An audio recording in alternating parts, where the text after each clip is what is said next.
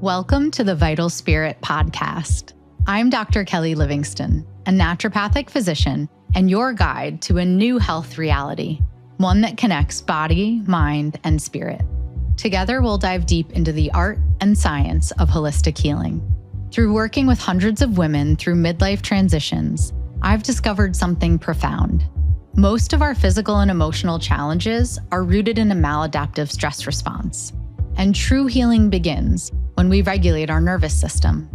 Each episode will explore complex health topics in simple, empowering ways, uncover the deeper wisdom within each of us, and share practical tools for nervous system regulation to help you awaken your vital force and create lasting wellness.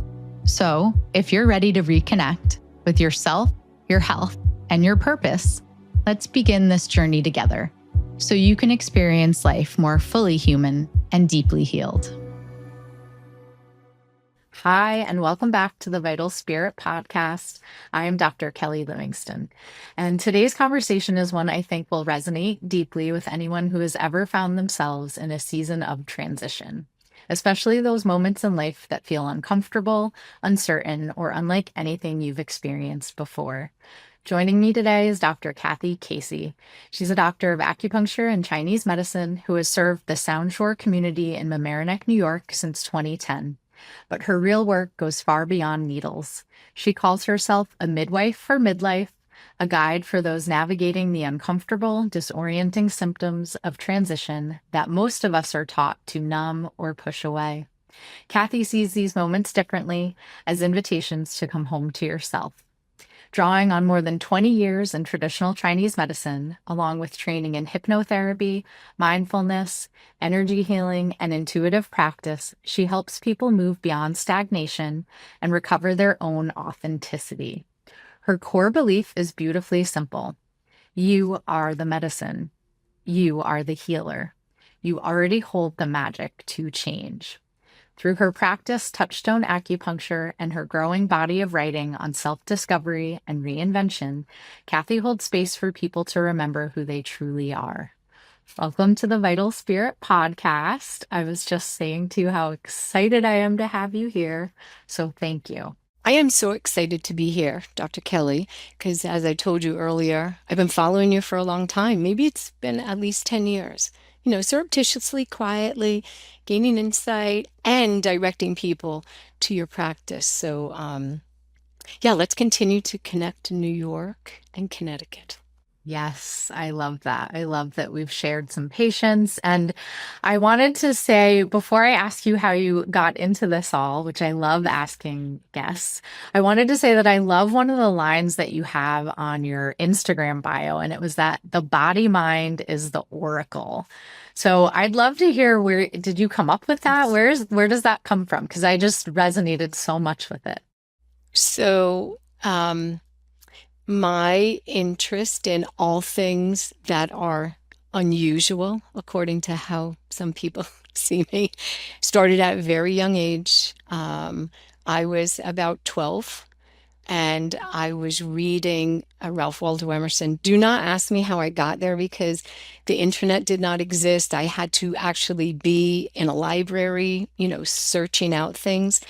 And I started reading his essays, and I was like, So really, if you think about the history of who Emerson was, he was part of the New Thought and New Age of the 1880s and beyond, right? So Thoreau was part of that. Everything is part of nature. So I think in some way, shape, or form, I was exposed to an idea that nature and the bodies that we inhabit kind of mirror each other. That's kind of a Taoist thinking. Yeah. My dad was a physician, and in the early days, he had his own practice. So people would actually be coming to our house when he wasn't in the office. But his idea about health was very fundamental. You have to eat, sleep, and, move your bowels on a regular basis, eat good food, but also move. Also be in community with people. And years and years later, when I'm looking at this Taoist philosophy, I'm like, oh my God, this is like the pillars of Chinese medicine. And he didn't even know that, but maybe he did.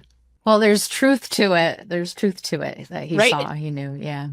But the body mind as the oracle. So the body mind is not separate in my world, never has been.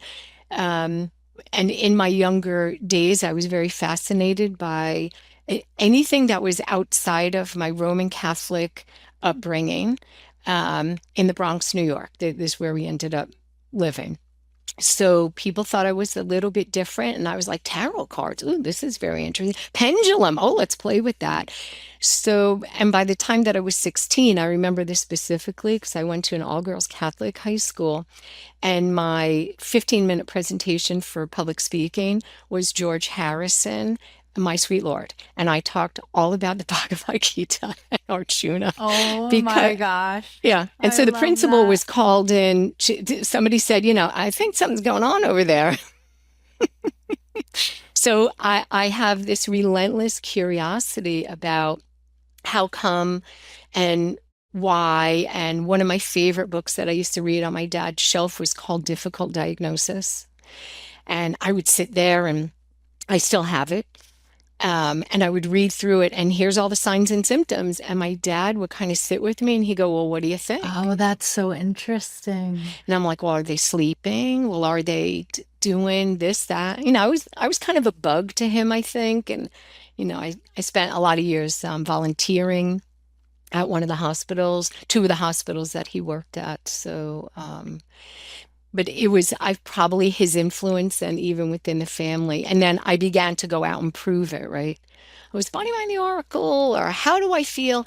And then, when you walk into a room and if something's amiss, or that there's a happy vibration over in the corner and you're going to join that, these things. And then I started learning, I spent many hours in a room with a candle, staring at the candle, because I was told this was the way in too. So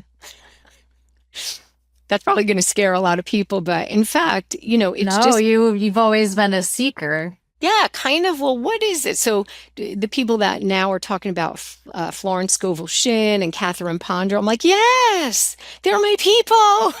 So I'm glad that those names continue to come up. Or, when a patient tells you about the secret, do you know that you can manifest it? I'm like, yeah, too. Yeah, Yeah. I've been doing that my whole life. And were you a reader? Oh my gosh. Yeah. Still continuously Yeah. a reader. And again, back in the day, Kelly, I'm taught, I've been around a long time. So I grew up in the 70s and the 80s. And again, there was no internet. So there was a lot of books, remember, also research and reference stuff that you couldn't take out of the library. So I would just sit in the library. I make photocopies, and then I cross-reference things. Yeah, hugely curious, hugely. Continues to this day. Was your motivation at that point, so when you're younger, to figure out things about yourself or things about other people, or both? It initially was about myself. I'm one of 8 children. I'm the oldest of 8. So I tend to be motivational, not bossy. I'll just clarify that. But there was a lot of personalities, right? There was a lot of stuff going on. And then when I was in school, I was always part of team sports or student government or the newspaper. I was engaged in things that require collaboration. So I wasn't somebody, I like to read on my own, but I preferred being in community. And so in order to understand how best to navigate that, maybe it was very selfish on my part. I'm like, how can this person always gets my hair up on end, and this other person is so easy to deal with? And what is that reflecting back to me? So I always knew that I was part of that mix kind of intuitively.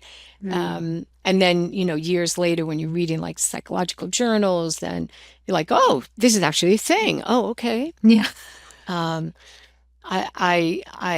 hope that I continue to still manifest that curiosity about what role did I just play in this without being too harsh on me. Yeah, I love that. So I would love to also hear just your trajectory. You had shared before I hit record that this is kind of a second half of life journey as far as the acupuncture and Chinese medicine goes, on top of all the seeking and curiosity as a kid. So tell me, how did it come to fruition that you're a practitioner of Chinese medicine? Um, I I had a undiagnosed gallbladder disease for the better part of 10 years. Oh, wow. From like when I was 16, 17, I was having a lot of digestive disturbance. That's what everybody called it. Hmm. And well, you're not dying. Okay, well, that's good to know.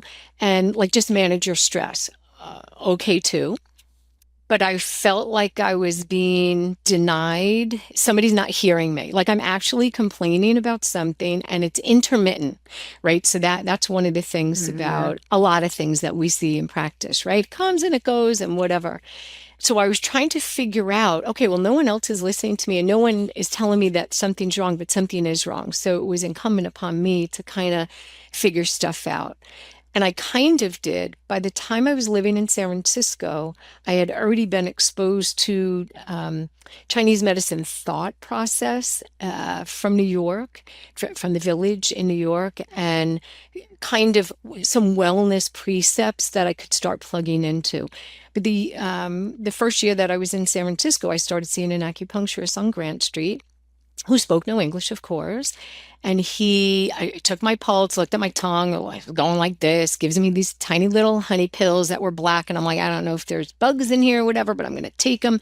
And for the better part of a year, um, my not so great diet or sleep habits notwithstanding, I was really kind of symptom free. And then I had a brother who was stationed in Oakland in the Coast Guard, and he and his coastie friends came over to our apartment, and we had some pizza with pepperoni on it. And I was in the ER the Ooh. next morning, like, ah, what is going on here? And the guy who did my sonogram, he's like, I don't know how to tell you this. You have the worst gallbladder I've ever seen. I'm like, and he goes, and it has to come out. I'm like, finally, somebody's. So to me, I thought that was great. Yeah. Um, in San Francisco, within 24 hours, I was walking into an operatory. So this is the first time I ever had surgery, and In Excess was playing Mystify. I'll never forget this. And I'm like, am I supposed to be, where's the gurney? Like, where's all this stuff? And this was before laparoscopic surgery. So it was July 1989. I came out, I was out of work for 30 days. I worked for a big hotel company out in San Francisco. And for the first time in like 8 years, I was like, oh my God, another life exists. It's not Hmm. frantic. It's not, within four walls and politics and all this other stuff. I'm like, I think this is a sign and a message. And so I spoke with my husband and I started looking at Chinese medicine school, now I'm going to say it wrong, American College of Traditional Chinese Medicine, which was in San Francisco. And I interviewed and looked at it, and I'm like, okay, I'm going to join their January 1990 cohort, and I will resign at the end of the year. And, we kind of had a plan. And then the October 1989 earthquake hit, and everything changed. And my husband said, I think we're going to move back east. And so in, Hmm. early 1990, he moved back east, and I followed a couple months later. And there was no schools. PCOM in New York, which is where I ended Hmm. up going, did not exist yet. The NISA definitely existed outside of Boston, and there may or may not have been the one on Long Island at that time, but it was not an option for me. So I did what everybody does. I went back to what I knew how to do, and within 2 years, I was like, no, enough for me.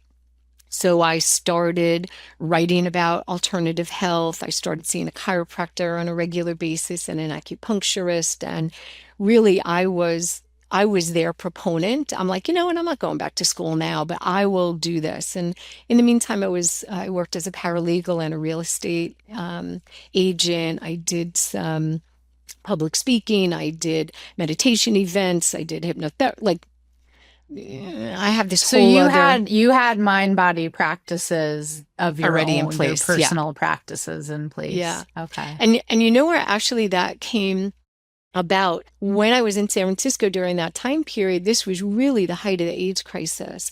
And Mm. in the course of 18 months, I lost just as many employees. Oh, Um, wow. and so what we did was we would gather in circles. We would do drumming, like there was nothing to do, right? You could sit, you could bear witness, you could hold their hand, but there was Yeah. no intervention available in 1988 and 89.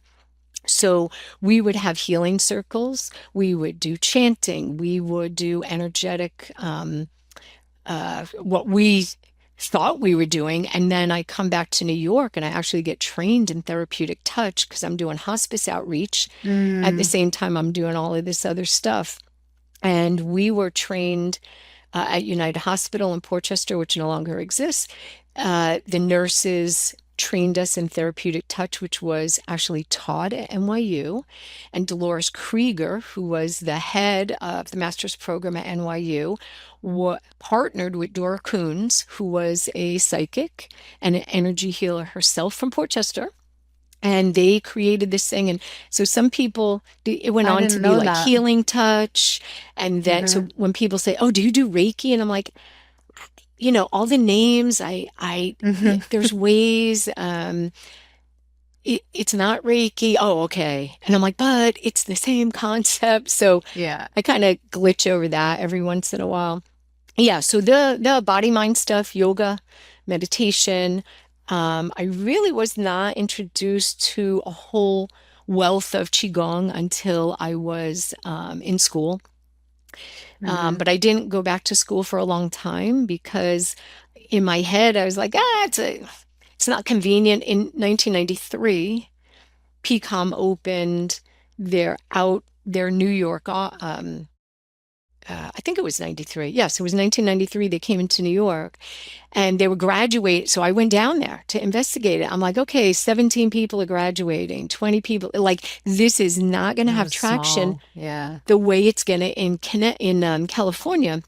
And I was concerned about, like, well, where would I fit in, and how would I find that pathway to a vocation, or to make it a profession where you're actually, getting a, a living wage. Yeah. So I stepped away from that again, continued a whole thing, but like real estate was kind of the thing. Why? Because it's so flexible. Well, you're working nights, weekends, holidays. Come on. Let's get real, Hmm. kids. But in 2006, um, something woke me up, and they're like, you know what? And now everybody's going to know how old I am. In 4 years, you're going to be 50. You're either going to do this now or not. And I said to my husband, I think I need to do this. It's a double commute into New York City. I'll work around it, whatever. And then, by the time you're on clinical extern rotations of showing up, and you have to accumulate all your time in the clinic and hands-on and supervised, I took a break from real estate and just made it through and graduated in 2010, and opened up my first place like 2 weeks later. Wow. So Yeah. you had the voice inside, like, this is what you must do. It was because it said, like, what are you waiting for? And I was like, Yeah. something easy. That's what I meant. I wanted this to Yeah. be Aren't we easier. all? It and But to be fair to me, I remember walking in there, the day I started was September 11th, 2006. So that in itself, to be Mm. downtown again on that Hmm. anniversary, 5 years later, was just something. And then I'm looking around, and my cohort started with 120 people in it. And I was like, Oh, wow. this is my tribe. Like, I don't have to explain myself to anybody anymore. And I learned so much from the people that I was in school with, a lot of whom I'm still in contact with today. And, we're Yeah. all bringing our own medicine to the forefront. So it is a practice. You learn all these things, and then you begin to find your medicine within the concept, right? So not saying I have the answers, but how I administer that. And that's Hmm. why I always make a point, like, the medicine is bigger than the needles, and the medicine isn't even really about the needles. And it can be, but the Ling Shu clearly states before you do anything, you have to root the spirit of the patient, of the person in front of you. And sometimes what I have found, and maybe this is the same in your practice, it's just about being present for someone so that they can be witnessed and heard. Mm-hmm. Because, not everybody needs our help, but they need to be seen and heard sometimes. And that is the magic / miracle that can happen in a treatment process, right? Whether you're one-on-one or doing community style or whatever. So to me, that's the bigger messaging from this. But we do have clearly a long history of medicinals that actually work. Please don't buy them on Amazon and treat yourself. But just Yeah, saying. healing really is being seen. And I often say to patients that one of the first steps is, yes, creating a safe environment for that, but then they also have to kind of go within Yes. and see themselves and know how to give me that information. And then there's this third space that's created between them and myself. And I can't do it without them. They're the medicine, as you say, which I love. And what else, though, we have, especially from a women's standpoint, society through the eons. It's not just now. It is through centuries. And there's plenty of good writers that have already established this. Women come in. Who has the most autoimmune disease? Women. Who has all of these things that are showing up? Women. Why? There's some marketing that has been very subtle of the messaging that has come down about how to be good and don't be too much and manage your emotions and all of this. And that's not something that a pill or a potion can actually manage. And it really does require us as practitioners, I think, to encourage them. Here's where you get to begin to plumb your depths. Here's where you begin to be curious about you. And it's not hardly ever a one-to-one, right? Like, I'm not reactive like this because my mother, used that tone of voice. No, no, no, no, no, no. There's her name is Dr. Olds. She's a psychologist, her first name will come to me. And I wrote this down because it was so stunning to me. She said, when your patients show up, they don't bring you their problems. They bring you their solutions. And I thought that was brilliant, because for people eating, only this or picking their hair because they're nervous, but at least they're not yelling at their kids, all these little things that end up being an interference or disturbance in the force was their coping skill, their coping mechanism. That's how she described it. And I always try to remember that. I'm like, oh, and then come back to me. What are my coping skills again? Why am I doing that? Well, yeah, you can look at symptoms that way, mental Exactly. and physical symptoms, Exactly. your body or your body-mind solution to an underlying issue. Yeah. Yeah, I really But if like we're that. not given some kind of blueprint, and this is why I really love Dr. Hammer's book, because at least for me, that spiritual, mental, emotional realm, we can figure things out here to address a symptom. But the root is not here. It's out here, So once I saw that blueprint, and I'm like, oh, okay. So understanding the history, not I ate a strawberry and then 2 days later my skin went crazy. Okay, that may or may not have a direct correlation, but what else is going on in there that can be adding to this person? And then years later, when I started doing the heart math stuff, I was like, reconfirming. Oh, I didn't know you do heart math too. Yeah. Reconfirming what you kind of know intuitively, but then looking at this and going, I'm shouting it out, and people are like, yeah, okay. And what does that do for me? I'm like, everything. This can do everything. So I tend to be, I don't want to be that preachy person, but I do get excitable, and I want people to be encouraged to ask silly questions or ask me or I'm always trying to direct people to the third source. That's my legal training. Hmm. Look, it's not me that's saying, it's not Kelly that said it. It's in the books. Dr. Yeah. Lipton is saying it. This happened, you know. Yeah. I do that as well. Bruce Lipton, one of my Yes. first influence, My Biology of Belief. That book is so old I can't even tell you. It's like the original. Louise Hay, Yeah. like, She's the best. and when people would say, I'm so sniffly, and I said, you know what Louise Hay says about sinusitis? Who in your close quarters is really like getting on your nerves? Yep. And I then have her people, book right on my shelf and I just hand it to patients and I say, just go look up what that symptom might mean yeah, yeah, on a keep it spiritual, to emotional yourself. level. Yeah. Just But see what you think. And they're always like, oh my God. but when that doorway can open for people, because for me, I was like, oh, okay, I kind of had a feeling, and now something outside of me from a person I never met is saying the exact same thing. Oh, this is cool. Mm.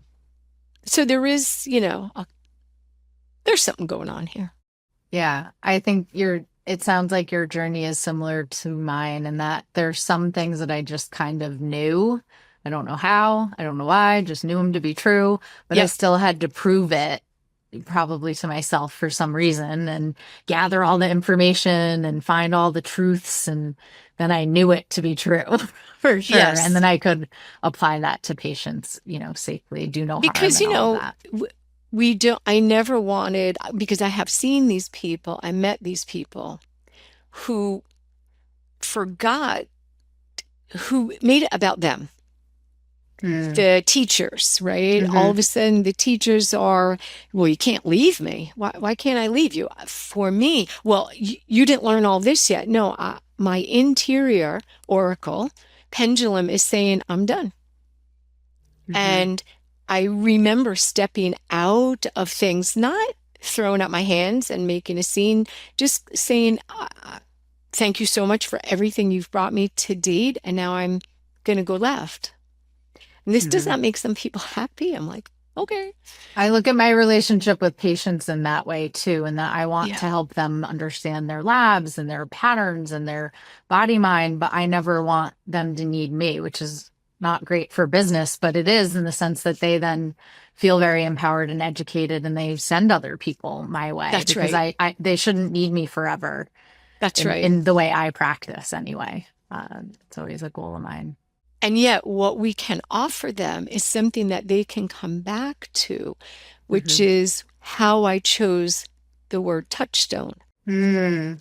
Yeah, tell me a little more about that.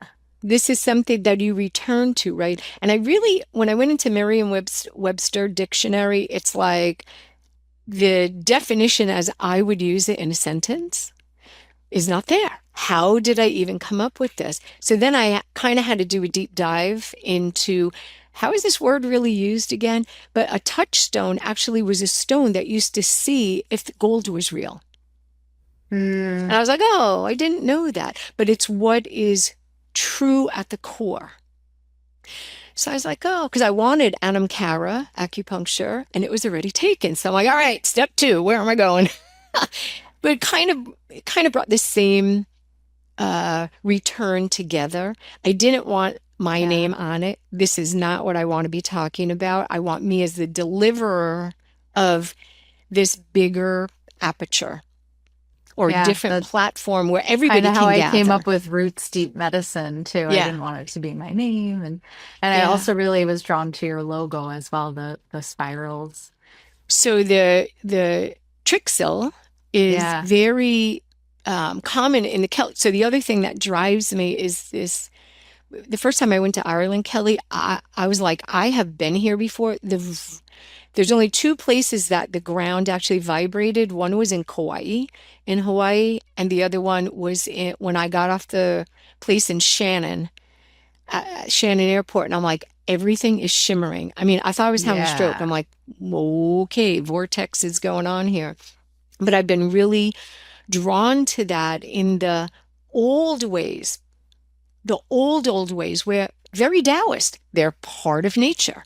They live within the seasons. However, women had much bigger leadership roles in the Celtic societies of Hmm. the olden days. And I do genealogy in my family, and I'm also very into the Celtic myths. So I kind of did a deep dive, and I was like, oh, the Tuatha De Danann, they're right there. Let's go see Bridget. And um, yeah, so now I just got right off my trajectory there. Sorry.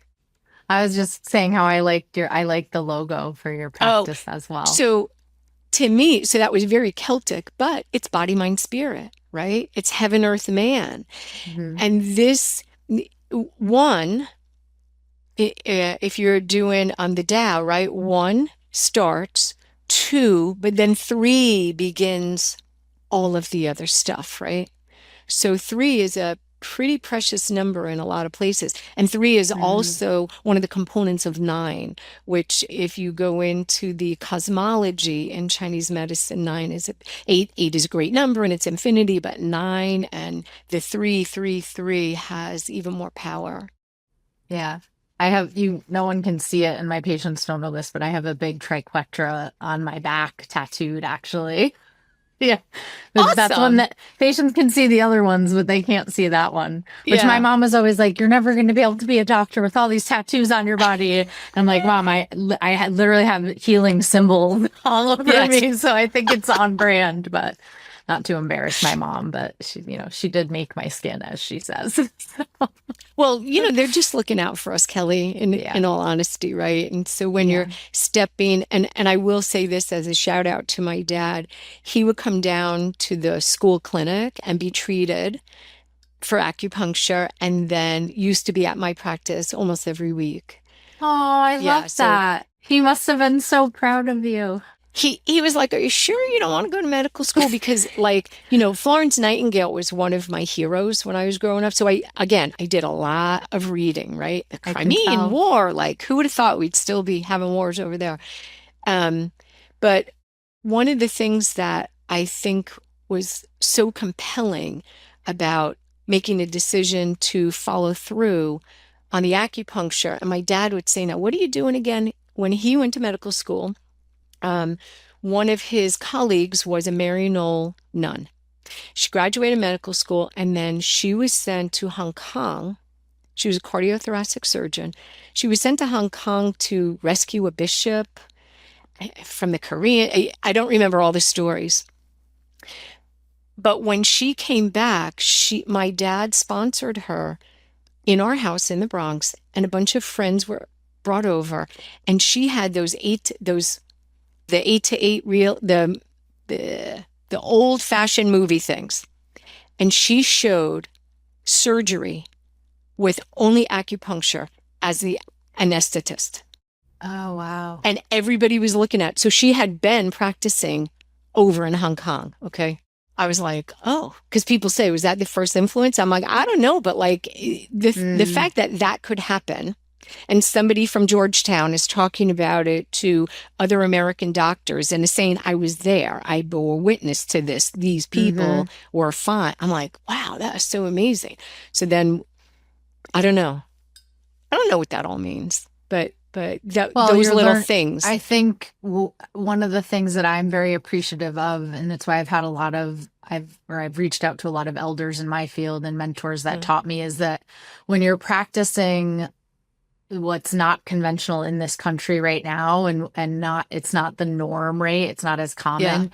You have to hear the stories and be taught about the tools and the techniques and hear the healing stories to believe it, because if you don't believe it to be true, you're not going to continue. So right. I think you have to hear those success stories or the things that are different from surgery the way we do it here or pharmaceuticals. Like you have to hear about it first in order to Yeah, even pursue it. So yeah. yeah, I think that's very common. So I love how in your story it sounds like you were the original midwife to your midlife. And so tell me a little bit more about what that phrase means for you when you're working with women. It sounds like you work with a lot of women like I do in perimenopause and menopause. And what does it mean? What are you birthing in midlife? So originally, I have been asked to focus on menopause, perimenopause and menopause, and this was going back before the pandemic or in and around pandemic time, like 2019, 2020, because women needed some more information. And they're like, but you have all this stuff, and let's just talk about menopause. And I'm like, I Mm, can't, because it's not big enough for me, but this is not the story. The story of managing symptoms is a chapter. mhm, And if we look into the Asian populations, they're not suffering like the Western woman is. Not necessarily. I forget what the stats are now, but it's still not this way. Why? Because the cultures are different. There's mhm, one culture that says this is a natural progression, everybody, and we're going to embrace the next transition of life, which is what? Maybe stepping in. I like to give this story of, there's very few mammals on the earth that experience menopause. So this must be something in our DNA that actually supports why women are living past reproductive age. What is their focus in society? It's to lead. Let me tell mhm, you all that. It's to lead. That's why we're still here, because we have lived experience. We can collaborate and put that within a community, be mentors, be available for other people who are trying to come through this midlife. Here's mhm, clinically what I see. Midlife is the early 40s, right? Let's just take a number for that. Women are working full time or three-quarter time. They are raising children who are now, many of them going into their teen years. mhm, The woman themselves, their hormones are beginning to fluctuate. And I don't have a clear number on this, but it's highly disproportionate that most of them have reported to their primary care or their OBGYN, I'm crying, I feel flat, I'm overwhelmed. And so what's the first course of business? An antidepressant. I know. 50% of the just, okay, here's this. And to be fair, initially the symptom, something changes, right? There's not so much agitation, okay, whatever.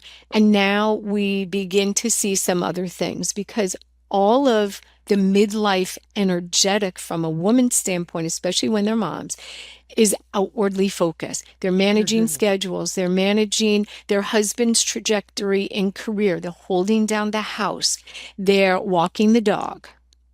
They're mhm, taking care possibly of aging parents. They're participating in school stuff. And depending on the environment that you live in and are surrounded by, there's a lot of keeping up with keeping up that is draining. And so sometimes when the women come in, and everybody comes in with a physical symptom, which is great because this is the body's message that something's out of whack. So we need to begin to have a conversation about something. We do want to address the discomfort, the disharmony, the insomnia, the constipation, the menstrual problems, the low libido. All of these things are of themselves messages that something is no longer working.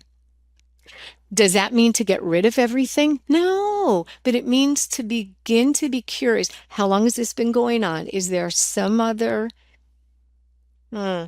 instance that you see this comes up and down more than not? Okay. mhm. Start to learn the patterns. We're, Yeah. isn't this what we're trained in, right? Because stuff happens. The messaging from the marketing situation in culture and in doctors is not about pattern differentiation, even No. not even pattern recognition, because you and I could have diabetes, but until I differentiate the pattern, I don't know which herbs to give you Yeah. because Yeah. it could have seven different bottom root causes. And then as soon as we begin to treat one, that's no longer the root cause, is it? Because the body has changed. So it's not, metformin for life. And I don't mean to go down on that because people need sometimes to be on metformin or whatever else. But the question should really be, what else is going on? And in my practice, this is a question that gets asked. Mhm. Not everybody wants to answer it. No, true. How do I help this midwife for midlife? This is a safe space. So you can say, you know what, my husband's driving me crazy, or he wants this and I want that now.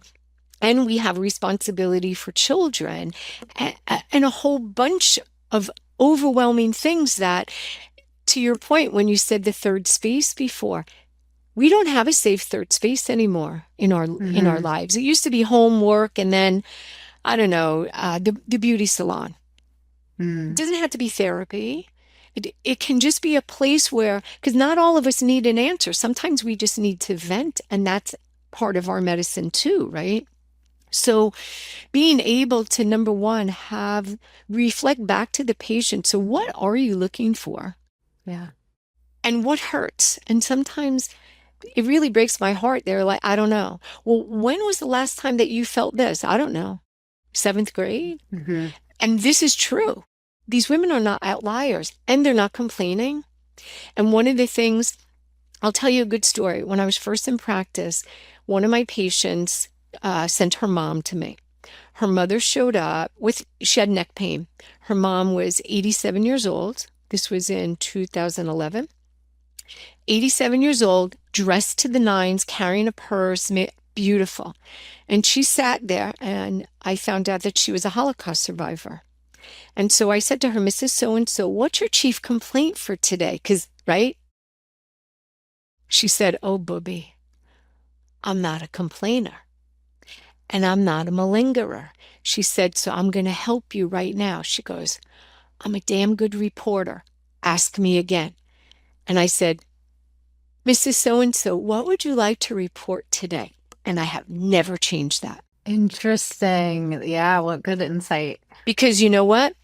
Women especially, we don't like to complain.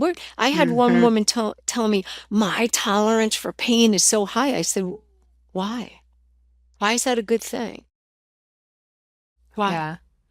So at the beginning of a new patient visit, I say this half, it's kind of jokingly because I also say, like, obviously I don't have a magic wand, but I say, if I had a magic wand, what are we Yes. waving that magic wand at? Because if I can prioritize a symptom or a pain point, then Yes. there's more buy-in, right? Like if I Yes. get you feeling better, or not I, but if their body gets to feel better, then Yes. we're going to continue our relationship. And so I usually Yes. say, if I had a magic wand, what are we going to wave it at today? Interestingly enough, Dr. Kelly, I have a magic wand. So because I had a patient, I said that to a patient one time. She goes, well, where's the magic wand? And I was like, Yeah. oh, it was a metaphor, but okay. So I went on Etsy and I found magic wands made of selenite and they have all the chakras on them. So now one is in Ooh, each that's a room. good one. And sometimes if I'm teaching like anxiety, interruption of anxiety, whatever, and we'll practice some bilateral stimulation. I'll go, okay, here's your magic wand. So we're just going to move it from the midline to Yeah. here. And I'll get you a magic wand. Oh, thank you. I think you deserve a magic wand. Oh, thank you very much. So obviously it's not just about hormones, right? This midlife transition and this essentially coming home to self and understanding self and excavating self. So tell me a little more about why you think maybe that is hard for some women. Why are symptoms arising through this transition for some women and maybe not for others? Um, the first thing that I've noted is just the lifestyle choices that my patients will have. Yeah. And that's a differentiator. I don't necessarily point that out to them, but that's what I've seen. Because when I have a new patient, I really encourage them with no shame and blame. Please just keep a food diary for me for a week. Because I wanted, like I had one woman, she has this enormous fatigue. I'm like, okay, it could be, in my head, could be a whole bunch of things. She's barely eating anything. So here's the first thing. Maybe we need a little nutrition going in there. Yeah. But we ask for the buy-in and what's going on, but also what's going on underneath. And nobody's really asking that question so directly. Well, Hmm. I'm stressed, but isn't everybody stressed? And that's when I start to tell a story. Well, pressure's on the outside and stress, which then is kicking off a whole bunch of biochemical responses in the body that you're not even aware of, because at least on the East Coast, having lived out in San Francisco where everybody was very chillaxed, Yeah. um, it's not like that here. And it's very like in this 20 minimum of 20 miles outside of New York City, and especially for New York City, we're so habituated to always being like this, Go, go, that we don't go. even know what it's like to be relaxed. And my patients will tell me, but I did my 20 minutes of meditation. I'm like, and then you accumulated all this stuff during the day, and then you're trying to sleep, but you haven't discharged any of that. And I try not to make it so prescriptive. You have to meditate, you have to move, you have to do this qigong, you have to do the breath work. I'm like, get up like your dog or my dog would. And this is why I have good dog medicine. Just shake it off just for 2 minutes. Set your Yeah. watch every 4 hours, get up off your chair and go do a jumping jack. Yeah. Like, because we need this pattern interrupt in some way, shape, or form. You know what happens when they begin to move, Kelly? They begin to feel this stuff that's coming up, and this stuff that's coming up is not current. Yeah. I call it parasympathetic snacks. Sometimes it's a more physical break I'm asking them to do, or Yes. focused on blood sugar, but very often I'm asking them to do parasympathetic snacks like legs up the wall or lay down on a yoga block. And you're right, the things that come up, Wait, that's why they're not doing it, because they you go. I'm going to use that parasympathetic Yeah. snacks. Let's Yeah. copyright that. Love it. But you're right. They don't, most, myself included, right? I was just telling you how my back hurts and I Yeah. had to lay down on the yoga block and be like, oh, this is the thing that's coming up. That's not fun. Yeah. I don't want to have to do that, but our body is speaking to us. And you're right. Things from the past will inevitably come up. It's not always comfortable. And another comment that many patients make is, I feel like I'm in therapy here. And so Yes, I get that a lot. I'll say, well, tell me more about that. And with all due respect to therapists, because I'm trying to stay in my own lane here, but I'm like, so our medicine is about the human aspect of being human. And there's no division in the body mind, at least in a Chinese medicine perspective. And then I always make a big point about Dr. Ellen Langer, who continuously says body mind, not mind body. She's like, it's not the mind and the body, it's the body mind, and it's one. And I point to third party outside, really credentialed people who can say, this is really how we just do humanness. So I'm not Hmm. trying to be your therapist, because we're not digging back, but we need to we need to clear out the top layer of the drawer in the junk drawer, like, because that your $5 is in there someplace, right? Or that your watch got labeled in there. This is why I also encourage journal writing every day. I'm a big fan of Julia Cameron. I have done the Artist Way program more than once, this 12-week, 12-step, date yourself, clear out the muck, stop Yeah. ruminating. A patient actually gave me that book years ago, and I was very grateful to receive it. She was a wonderful patient. But so these are little, my own parasympathetic snacks that I offer out. It's not homework per se, but it's about where is your curiosity going to be hooked? So some Hmm. people actually want to draw. Some people actually want to do something with their hands. Some people just want to sit and meditate on whatever it is. But what's the long-term impact? And I remember you had sent me a little note prior to our conversation and saying, what is really the magic or the story or the process about practice and consistency? And it's the one thing I think that my dad modeled for me, so that I had that kind of vision of, you have to get up and you have to do this every day. And this is long after the joy or the fun of commitment, has gone. The flurry of, oh, I'm so excited, I'm going to be starting a new thing. Now you actually have to do it. And who Yeah. are you abandoning if you don't? You. Do you think that's part of how women in midlife have lost themselves? Because Yes. the giving to other, the doing for other, and not the quiet time with self? Because where can they cultivate that? How do they Yeah. curate that? Right. What are they going to say? Oh, excuse me. And I totally get this. Excuse me, mommy's having her 10 minutes. No, mommy's job Hmm. is never done. So what places can you put this in?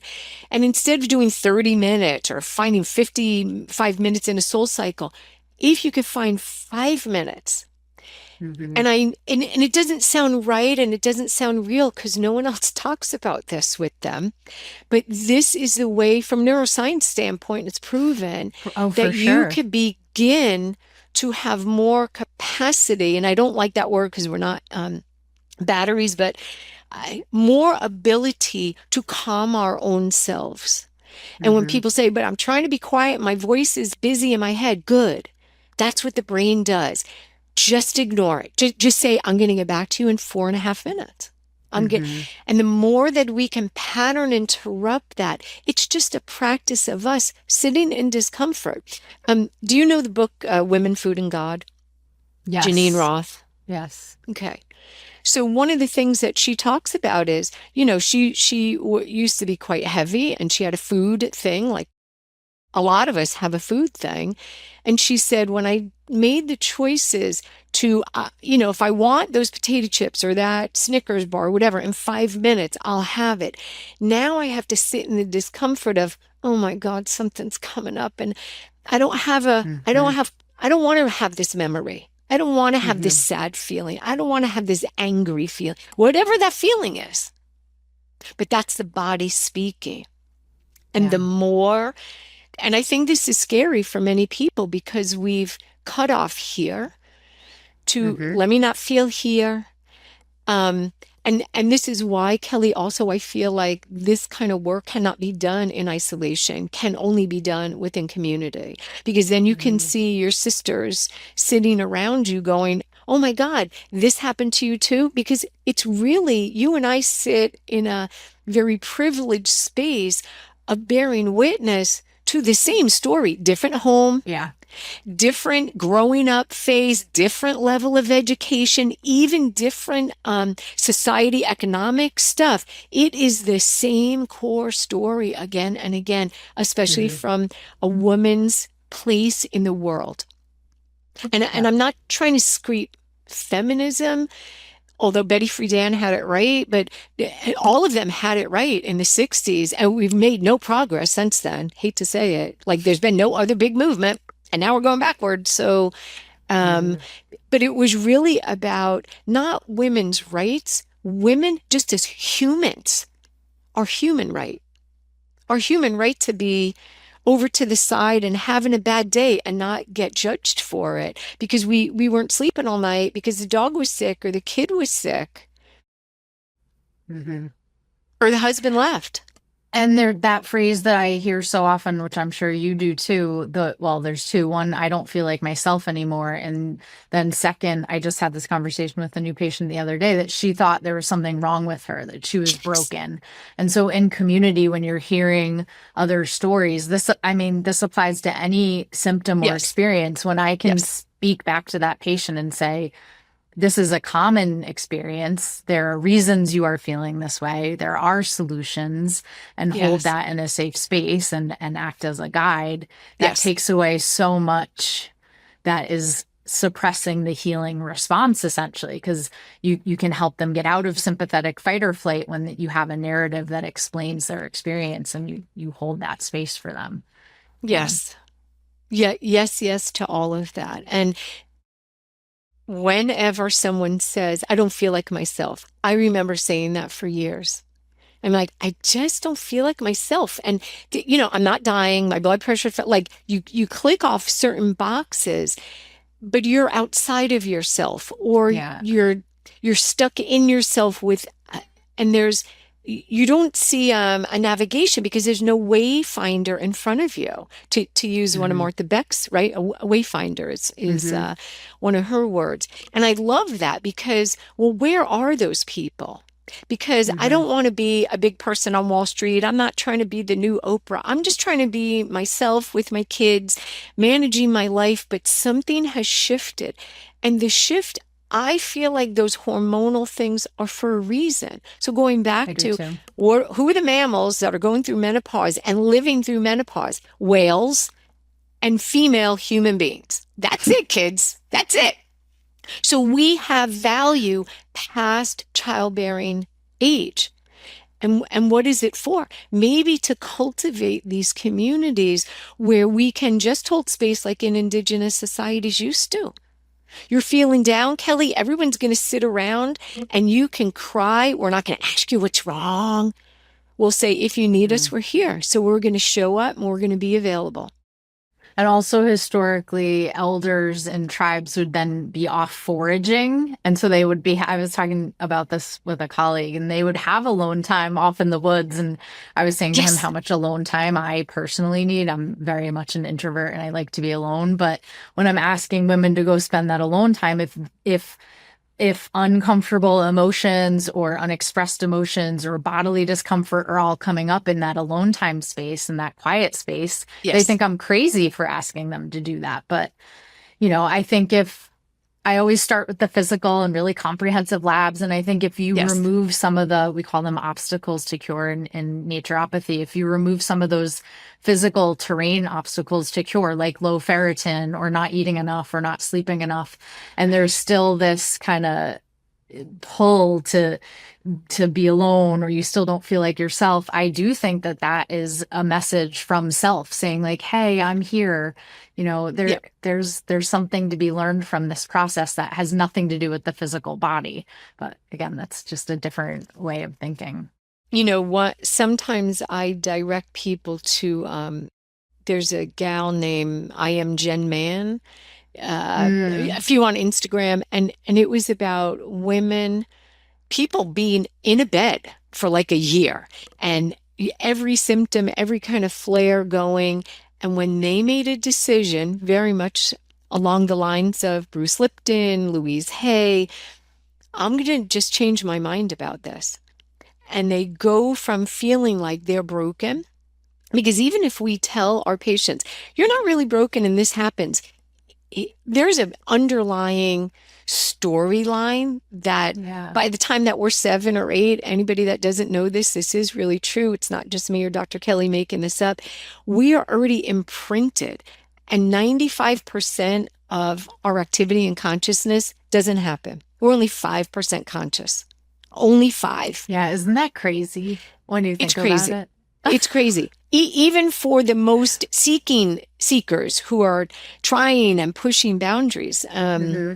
So the capability of, let's go back. All of us were a sperm and an egg who happened to match and then began to propagate.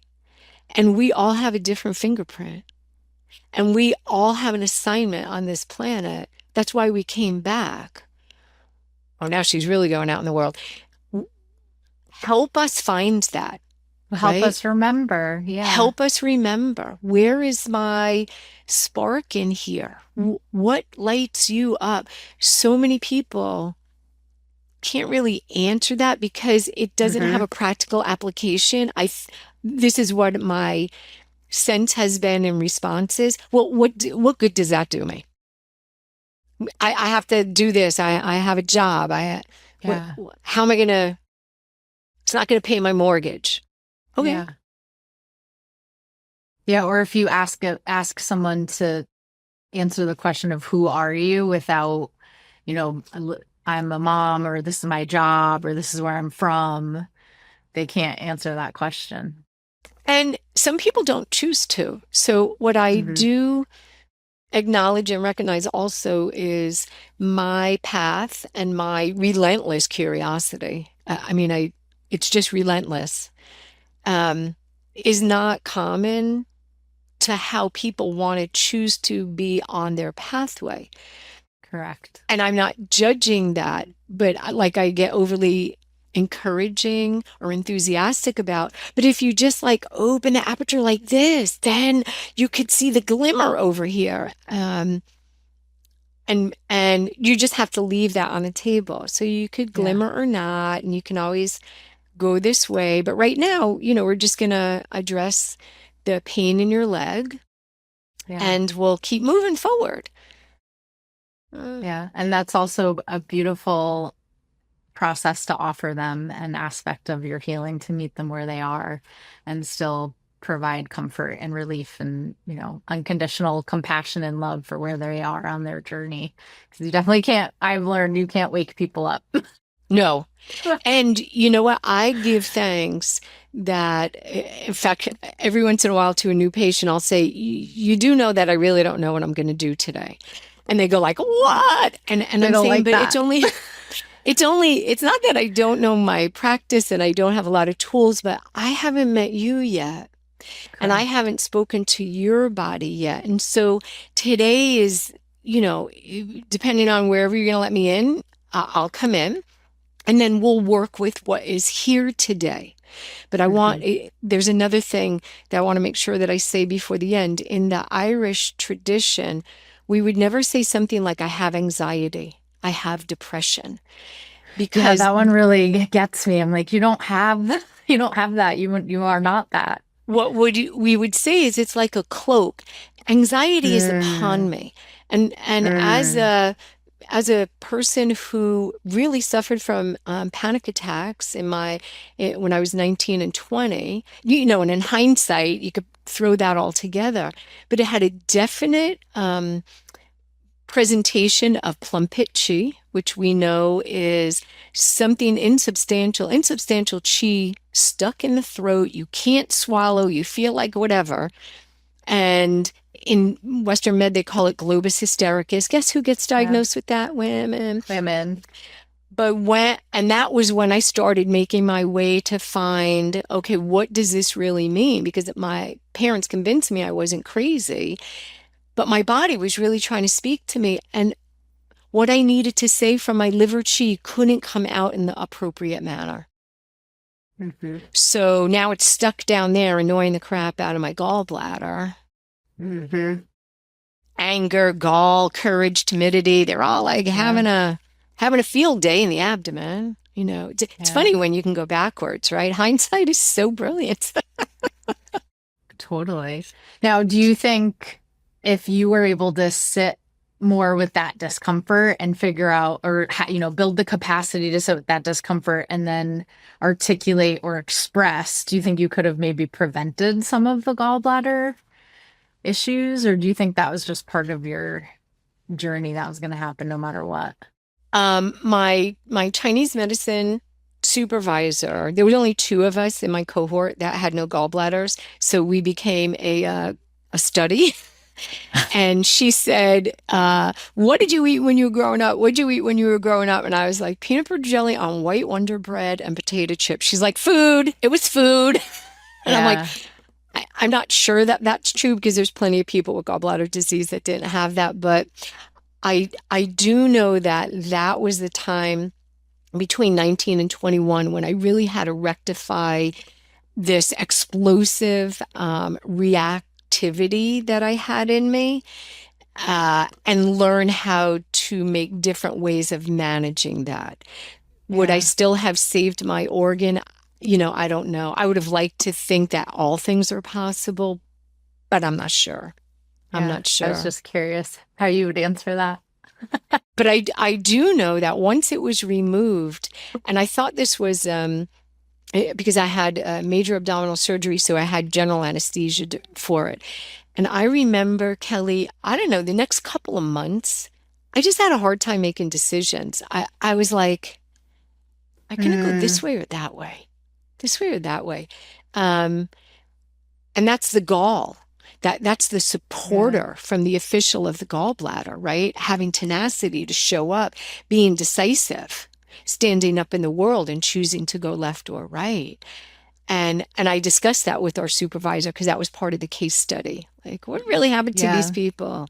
And both of us kind of said that. So she thought it was not only an anesthesia response. She thought that the meridian had definitely been interfered with, and it needed a new route. Yeah. Well, I imagine then like neuroplasticity is playing a role there too, where you have to learn how to have a different guy brains and be wired on that a bit. So, I Exactly. mean, I don't know any studies on that, but I'm sure we could geek out on it for sure. Yeah. It's just our conjecture. This is not Yeah. medical information. What's one of the guidance or what is some guidance that you give? Say a woman is sitting, with you and you're working with her and you do recognize that it's difficult for her to sit in discomfort or to be present, or maybe it's one of those patients who is like, go, go, go, fight, flight all the time, produce and achieve, and you're asking them to practice a quiet practice and they're just like, no, I can't meditate, can't do that. How do you how do you introduce this to them? What are some of your favorite tools to start with? Again, everyone's going to be different and all that, but I'm just Right. curious. Well, they're coming in because something's out of balance, right? And they have either a symptom or agitation and irritability are symptoms, right? It's not only Mm-hmm. pain related or physical related. And so through another training that I do, and I give great cred to my mentor, this is about the skills about being human. So what's happening the next time that you're snapping at your kid or your husband, or that you feel down? Get curious about that and follow that symptom. Follow those two symptoms. You don't have to sit and be quiet, but I want you to begin to Mm-hmm. notice at least two symptoms for the next week. And Mm-hmm. see, because that does require a slowing down and an Yeah. attention, but it's not stranding them, on a mat or having them to find something. It's just, oh yeah, oh, I noticed that. And usually I'll ask them, um, make sure that you have a reminder for that. Paint a fingernail, switch your watch, do something that's going to be, oh, okay, did I check in with myself again like that? So it's really Mm-hmm. kind of tracking things that are happening during the day instead of being quiet, because some people just cannot be quiet. Mm-hmm. They don't see the value in it because it's too much agitation for them. But if they can Mm-hmm. track something that's gnawing at them, I have found that that's easier for them to do. Instead of using a word, I felt anxious, I felt irritable. No, no, no, no. What's a Mm-hmm. symptom? Oh, your stomach went like this. Because if you watch them do this, you begin to see the movements of chi. So they're Yeah. actually, right? She goes up and down, she goes in and Mm-hmm. out. Where are we stuck here? I'm saying, I'm not asking them to make that assessment, but the more data points that they can give me from a somatic standpoint, those are easier for them to do than sitting for 15 minutes because they won't. Yeah. And most of the time, people do say, oh, my anxiety, or I have anxiety, or my depression. And when I try to unpack that with them, there it's harder for them to articulate. So I use a framework that I just made up one day where I say, okay, I want you to notice name. It's called notice name story shift. So you notice either a physical sensation or what they're calling their anxiety. I want them Right. to notice more about what's going on mentally, physically, emotionally. I have them name it. I have them write down the story that's going in their mind as that thing that they're naming is going on. And then I have them do one of the parasympathetic snack things to shift it. So the story in our mind is usually following our nervous system state. So now this anxiety has no more power once you've done that enough times because you're really getting in there and they don't like when I say befriend your anxiety. So we Give notice, it we a name, we name. story, we shift. Yeah. But I think that's a brilliant four-parter. And I guess in another segment, I would be doing something akin to that. Um, but when they're the super focused, I don't have time for anything, but I want to feel Yeah. better. And because I do believe, although I haven't asked this direct question, that they feel like they're responsible for that pattern Mm-hmm. and they're not like, so they're trying to denounce it, or Mm-hmm. no, no, no, that's not me. I'm not contributing to this, but we all Mm-hmm. contribute to us. Yeah. um, and I, Just like everything we eat becomes our cells. that's right. We That's don't want to right. believe it, but it's true. That's right. Oh, after Mm-hmm. Dr. Perlmutter's conversation about the microglia in my brain, I'm like, ah, Yep. Hence why we need to sleep. I know, I know, I know. Yep. So tell me a little more before we do wrap up. I know we're going to run out of time and I feel like I could talk to you forever. So tell me a little bit more about why awareness isn't enough and a little more about repetition and practice and neuroplasticity. Because what we're hinting at here is yes, acknowledging and meeting patients where they are and offering them tools and solutions, but the reality is they have to then go out into life and do these things and practice. And I'd love to hear some more about your perspective and opinion on that. So in awareness, this is the important thing, to that we're awake, right? So if we're aware that we're doing something or not doing something that's contributing to the discomfort that we're sitting in, that's great. Unlike how people would view therapy, where I got to go in, I got to clear out all the stories before I can get better, we're just going to interrupt that pattern and say, okay, every time you come down here and you want to go have that cigarette, go left instead of right. We begin to break up patterns. But if you're, when you say about awareness, this is like some of my patients, they're like, I read that book.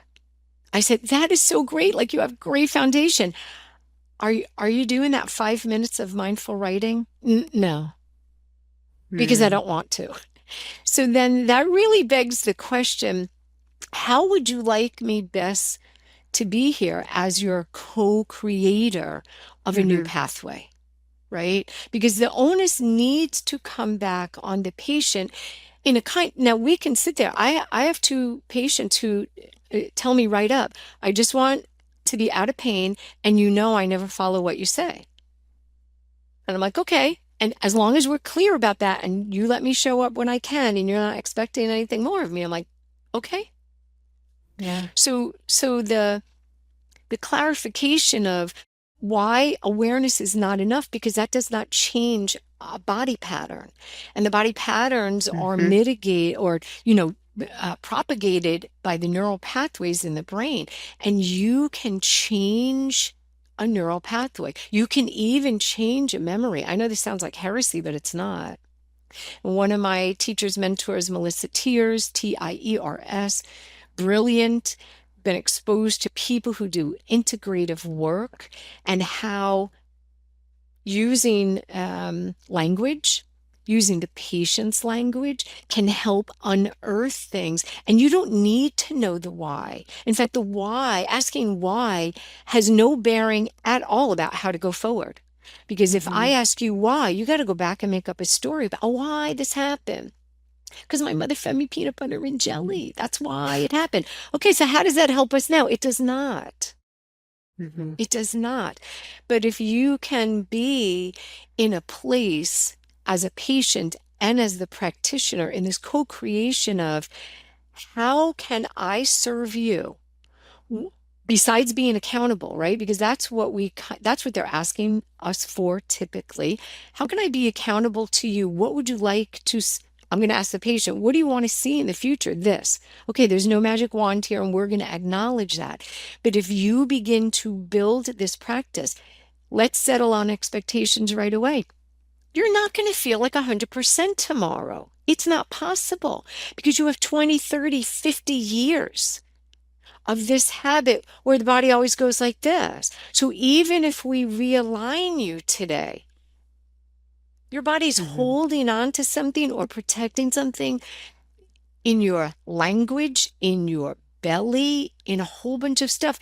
There's all this research that shows correlation to body mind disharmony that shows up physically. You have to practice, Hmm. because there's no magic. There's no magic wand. I don't know if I really answered that. So Yeah, now you did. everybody's going to be like, oh no, listen, kids, you brush your teeth at least twice a day. Why? So that you keep your teeth. It's a Yeah, I practice. mean, I think it circles back to one of the things that we said before I hit record, just talking about different paradigms, right? Like if we Yeah, were raised in North America to believe that our body heals and that our food and our sleep and our hydration and our movement and our mind body healing that we do all contributed to us being healthy, we would brush our teeth every day, right? Like we right, do I call them the seeds of health here at Root Steam Medicine. We water our plants every day, but we're not, right? We're not taught right. that we have the healing within us. We're not taught that we're the medicine. We're taught that it's something external. We're handed a pill, that we're Yep. broken, that someone outside of ourselves can fix us. So I think the more that conversations like this happen, the more patients that you touch and I touch and communicate that there's this other paradigm to, hopefully the more people start to realize, like, yes, I have to practice being healthy and I can be healthy. And you know why? Because we're not guaranteed anything. Hmm. We're really not guaranteed anything. And the more that you can be present in this miracle of a being that we carry around, the more precious it's going to be. And also the more present you are, the bigger the time is. You'll feel like time has expanded. You'll Yes. because you're here and you don't only need meditation for this, right? So years ago I spent 8 days with Cindy Lee up at Omega Institute. And all we did was yoga 7 days, 7 hours a day. And it was all different kinds of yoga, walking yoga, standing yoga, eating quietly. It was amazing. And that was my basis for this is, the minimum of what we're going to be doing all the time. So when Hmm. people say, I don't want to sit or I don't want to meditate, we can go out and do something meditative, but you need to be not you need to be, but you want to consider embracing something that you, instead of outsourcing all your symptoms and your help, that you can begin to cultivate this garden.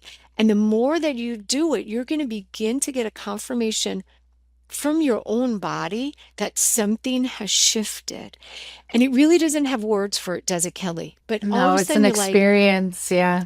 I feel like myself again. So nothing Hmm. on the outside looks different, but we have a rectification. Maybe if, we're being monitored all the time, I'm sure the beta and the theta waves have changed. I'm sure the heart coherence has Yeah. increased, right?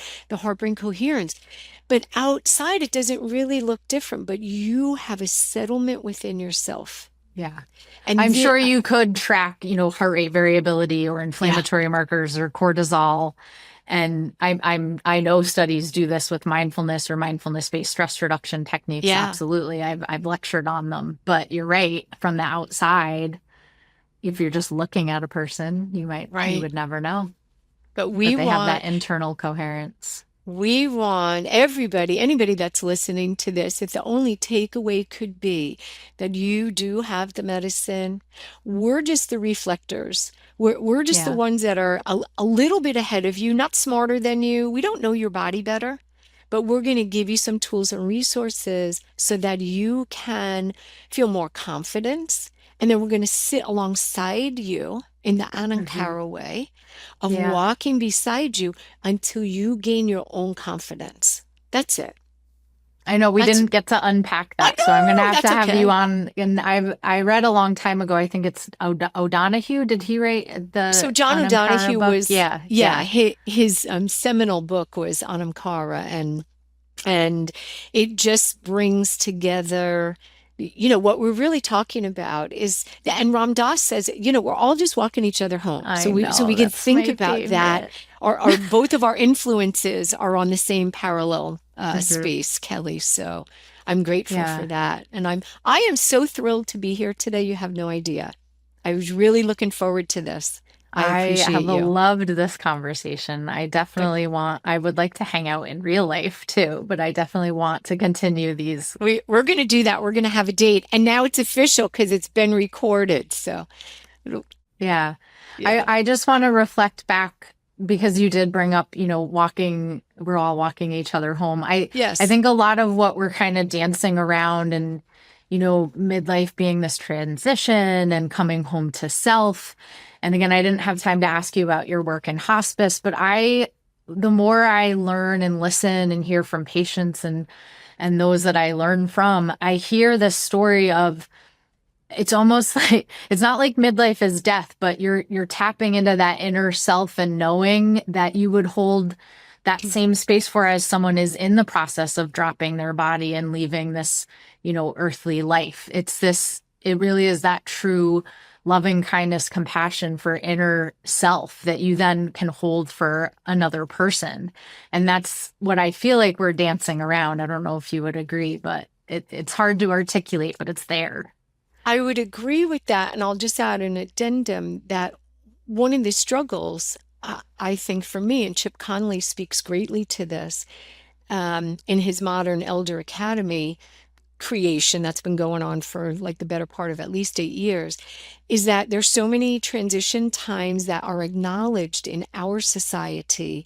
And then you get married, you graduate college or school, you get a job, you get married, you have kids, and then you retire and then you're dead. Like there's no other markers. There's not really rituals Mm-hmm. that have this, that have a space that we can transcend or transform and say, oh my goodness, yes, like maybe they're the big birthdays. I'm 50, I'm 60, I'm whatever. But it's not marking a shift in being. That's just chronological marking. Mm-hmm. We could maybe co-create something that would catch fire and inspire people to Mm-hmm. say, listen, I know I'm a mom and I got the teenagers and I'm supporting my husband and I'm trying to get back in the workforce. What can we call this in the middle? But that's one of the things that Chip talks about, and a lot of other people from a socioeconomical, from a societal thing. There's no rituals Yeah. left, and maybe there never was one in this time period because we're living so much longer now. So maybe if we created one, I like it. but that's what's missing. There's no there's nothing to kind of land on because now you're launching your kids, and now what? Yeah. And we need to do those rituals in community. That's right. Yeah. Thank you so much for your time and your presence. I really appreciate you, Dr. Kelly. Thank you. I appreciate you as well. And knowing that you're out there for me to send patients along to and to learn from. So thank you. Thank you. I hope you guys enjoyed that interview. I know I did. One of the things that stayed with me throughout that conversation is the reminder that healing isn't about becoming someone different, even though we might not feel like ourselves anymore through midlife. It's about having the courage to become more fully ourselves. And that definitely takes relentless curiosity. It takes practice, it takes repetition, and often it takes allowing ourselves to move through discomfort rather than around it.